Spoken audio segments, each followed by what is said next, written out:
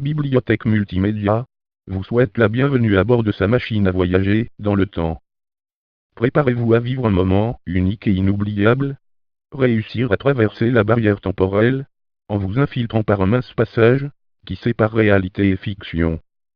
Voici donc en primeur mondiale, la première partie de cette collection de livres d'Eugène Achard. Mais tout d'abord, nous vous présentons une courte biographie de l'auteur, suivie d'une préface des plus à propos à son sujet. Eugène Achard est né dans la province française d'Auvergne, en 1884. Arrivé au Canada, en 1900, il y continue ses études. À 19 ans, il entre dans l'enseignement, et presque aussitôt s'emploie à remplacer, par des manuels d'inspiration canadienne, ce que, jusqu'ici, on importait de France, histoire générale, géographie, etc. Cette initiative lui vaut la décoration du mérite scolaire, 3e degré. Atteint de surdité partielle, à la suite d'un accident, il laisse l'enseignement pour se consacrer aux lettres.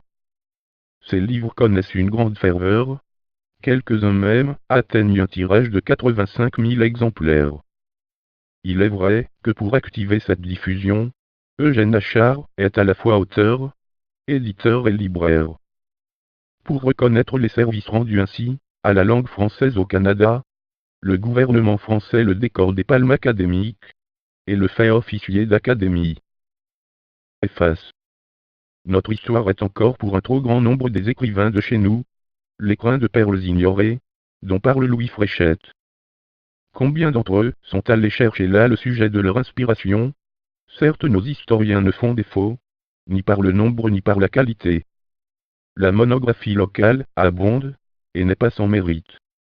Mais où sont ces ouvrages, dans lesquels, sous les voiles d'une fiction légère, le peuple aime à trouver son folklore animé d'une sève nationale, qui est encore de l'histoire sous une autre forme. Et cette histoire n'est pas la moins vraie. Ce n'est pas non plus la moins utile, parce que c'est celle que le peuple ne se lasse jamais de relire. Certes, on ne peut pas tout demander aux mêmes. Nos historiens ont fixé les grandes lignes de nos annales, les monographistes en ont catalogué les menus faits, il appartenait à d'autres de lui tresser des guirlandes de fleurs. Mais ces fleurs se faisaient trop attendre, et notre peuple impatient commençait à aller les chercher au dehors. Monsieur Eugène Achard a voulu essayer d'agrandir le folklore régional en rattachant à notre histoire les légendes qu'il a créées. Dans le volume qu'il veut bien me charger de présenter aujourd'hui au public, et plus encore dans le deuxième, actuellement sous presse, il a pris pour cadre de ses nouvelles, notre vieille région du Richelieu. La région du Richelieu est non seulement l'une des plus riches de notre province, c'est monsieur Eugène Achard lui-même qui l'affirme dans un autre endroit, c'est encore celle où les souvenirs historiques se sont le plus profondément imprégnés dans le sol. Est-elle donc si lointaine, l'époque où le féroce Iroquois lançait sa pirogue sur les flots du Richelieu, où Montcalm courait triompher à Carillon, où Anglais et Américains se chassaient tour à tour du fort, de l'île aux Noix, et n'est-ce pas hier qu'un souffle de liberté soulevait la région tout entière contre un régime oppresseur? D'aucuns ont pu traiter d'insensés les patriotes de Saint-Denis et de Saint-Charles. Personne ne leur refusera le titre de héros, et aujourd'hui que les passions politiques sont calmées, tous s'accordent pour glorifier leur mémoire, et la ciseler dans le bronze d'un monument national. Monsieur Eugène Achard a porté ses regards d'une manière particulière sur cette dernière épopée de nos luttes, parce qu'il lui a semblé qu'elle avait laissé une empreinte, moins livresque peut-être, mais plus profonde, sur le peuple des campagnes. Géographiquement parlant, la vallée du Richelieu va du lac Champlain à Sorel. Ce n'est pas monsieur Eugène Achard qui l'ignore, puisqu'il est aussi géographe, mais dans son ouvrage, il n'a voulu en voir qu'une partie.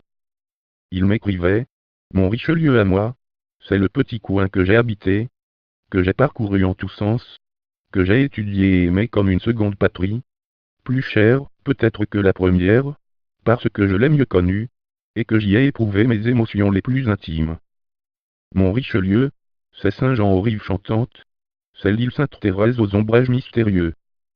C'est le rapide des Mille Roches, avec sa flottille de canards sauvages, son moulin antique et son vieux canal.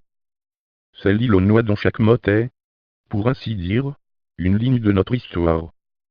C'est la région d'Iberville, avec sa campagne fertile et ses villas fleuries. C'est le mont Saint-Grégoire, enfin, si calme, si harmonieusement découpé, qu'il semble un piédestal posé sur notre plaine pour s'élever aux cieux. Monsieur Eugène Achard, a-t-il réellement vécu tous les événements où il se raconte? Il a lu en tout cas le précepte de Boileau, aller du grave au doux, du plaisant au sévère, et avant de tirer des larmes de nos yeux, il a su éclairer nos lèvres d'un sourire. C'est le meilleur éloge qu'on puisse faire de son livre, et la plus sûre garantie de son succès. Laurent Olivier David.